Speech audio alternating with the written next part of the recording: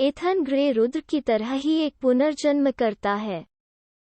Ethan ने अपना पिछला जीवन एक शीर्ष फर्म में निवेश दलाल के रूप में बिताया था।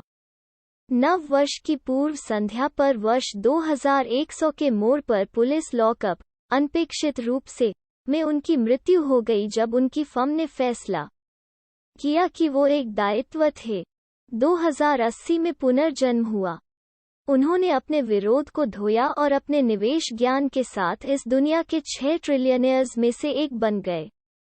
उनके पुनर्जन्म के लाभ ने उन्हें जीवन में एक लंबा सफर तय किया और उन्होंने इसमें से एक अविश्वसनीय साम्राज्य का निर्माण किया। लेकिन जैसे ही 2100 हिट हुई वो और अधिक चिंतित होने लगा। वो अपने दिमाग के अंत में था और दुनिया तेजी से बदल रही थी। ओमेगा और नया $1 ट्रिलियन का बाजार ऐसा कुछ नहीं है जिसे उन्होंने अनुभव किया है, इसलिए वो हाल ही में किनारे पर है।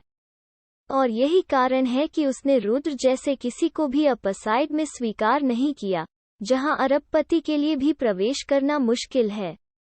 उसे रुद्र से एक अलग वाइब महसूस हुआ।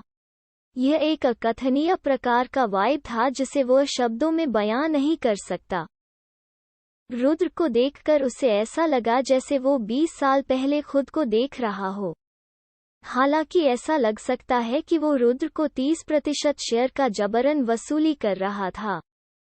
वो वास्तव में उसे एक महान मूल्य प्रदान कर रहा था। ग्रे इंटरनेशनल के नाम और समर्थन के साथ सड़क उसके लिए बहुत आसान हो जाएगी। अगर वो 1 मिनट के लिए सोचता है कि वो जिस अभिजात वर्ग के निर्माण का सपना देखता है उसे दूसरों के उत्पीड़न के बिना निर्माण करने दिया जाएगा, तो वो गंभीर रूप से गलत था। सम्मान को शक्ति चाहिए थी। शक्ति के बिना कोई सम्मान नहीं था और रुद्र जितना प्रतिभाशाली शायद उसके पास कोई वास्तविक शक्ति नहीं थी। उसका रुद्र के साथ हस्तक्षेप करने या उसे प्रताड़ित करने का बिल्कुल भी इरादा नहीं था, जिसने उसे चौंका दिया क्योंकि उसने अपना अधिकांश व्यवसाय इस तरह से नहीं किया था। वो वास्तव में एक बच्चे को नियंत्रित करने के बजाय उस पर विश्वास करके उसके सपनों को साकार करने में मदद कर रहा था। वो फिर भी आगे बढ़ा और रुद्र को धमकाया, लेकिन गहरे में वो खुद एक भरा पूरा आदमी था और कभी भी इतना नीचे नहीं गिरेगा कि किसी के माता पिता से छत हटा सके। यहाँ तक उनके सबसे करीबी सलाहकारों ने वास्तव में उन्हें गिल्ड शेयरों का 70% मांगने के लिए कहा था, लेकिन उन्होंने वास्तव में अपने स्वयं के पेट पर 30% मांगने के लिए इसे उलट दिया। ऐसा नहीं था कि रुद्र उन्हें किसी भी तरह से इनकार कर सकते थे। रुद्र राजपूत के बारे में क्या बहुत अलग है? इस सवाल ने एथन को चौंका दिया। क्यों? पर पलहेज शहर में वापस आभासी दुनिया, रुद्र यह नहीं सोचना चाहता था कि हकीकत में अब क्या हुआ। उन्होंने एक बेटे के रूप में अपना पारिवारिक कर्तव्य निभाया। अब उनके सपनों और करियर पर ध्यान देने का समय था। गणनात्मक व्यक्ति होने के नाते रुद्र ने 3 वर्तमान अल्पकालिक लक्ष्यों की योजना बनाई थी जिन्हें उन्हें अभी प्राप्त करने की आवश्यकता थी। 1. उसे को अपना वॉइस गिल्ड लीडर ढूंढना और अपना खुद का गिल्ड डार्कशैडो स्थापित करना। 2. नीलामी में एक भव्य शुरुआत करें। संसाधनों को खरीदते समय अपनी भव्य संपत्ति का प्रदर्शन करें। वो जानता है कि खेल में कुछ वर्षों तक दिखाई नहीं देगा। इस तरह अन्य लोग उसके नए गठित गिल्ड की संपत्ति और स्थिति को देखेंगे, जबकि उसे वास्तव में अपने द्वारा खरीदे गए सामान के लिए एक सौदा मिल गया था। 3. अभिजात वर्ग के पहले बैच की भर्ती को पकड़ो जिसे वो अपने गिल्ड में नामांकित करेगा। फिर LV30 काल कोठरी मृतकों की भूल भुलैया के दुःस्वप्न मोड पर छापा मारा और उनकी पार्टी ने उन्हें पहला स्पष्ट किया। योजना के सभी 3 भाग जटिल रूप से जुड़े हुए थे और किसी भी हिस्से में विफलता उनके समाज के लिए उनके दीर्घकालिक दृष्टिकोण में एक बड़ी सेंध होगी। योजना के भाग 1 पर खेल कर्ण के इतिहास के सबसे महान खिलाड़ी को अपना वाइस गिल्ड मास्टर बनाने के लिए जाने का समय आ गया था। कर्ण वो था जिसे रुद्र ने अपने पिछले जीवन में देखा था। तीसरे दर्जे के गिल्ड लीडर। वो दोस्तों के एक समूह के साथ खेल खेल रहा था। उसका गिल्ड पुराने स्कूल के दोस्तों और लंबे समय के सहयोगियों से बना था, और वो कभी नहीं खेल में एरेना खोलने वाले दूसरे अपडेट पैच तक बाहर खड़ा रहा। 1653-0 के जीत हार के रिकॉर्ड के साथ वो खेल में एक किंवदंती थे।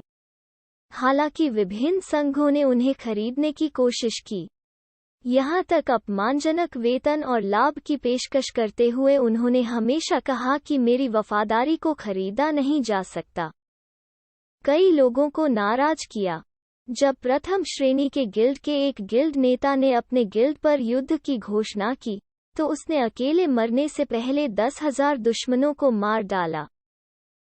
विरोधी गिल्ड नेता को मारने और अपनी सहन शक्ति को पूरी तरह से समाप्त करने के बाद केवल एक ही अंक प्राप्त किया।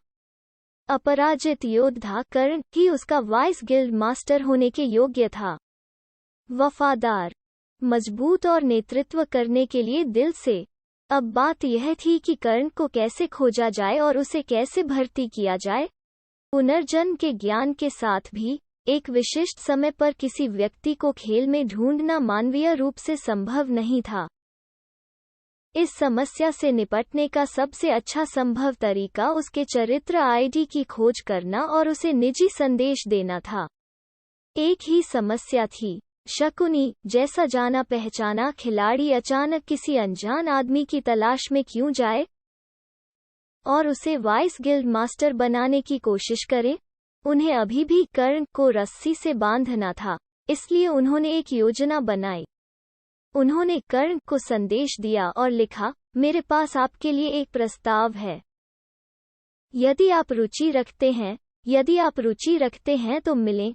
और उसे बस उम्मीद थी कि वो आदमी कम से कम चेक करने के लिए दिलचस्पी लेगा, क्योंकि उसके पास एक बार ऐसा करने के लिए एक ठोस योजना थी।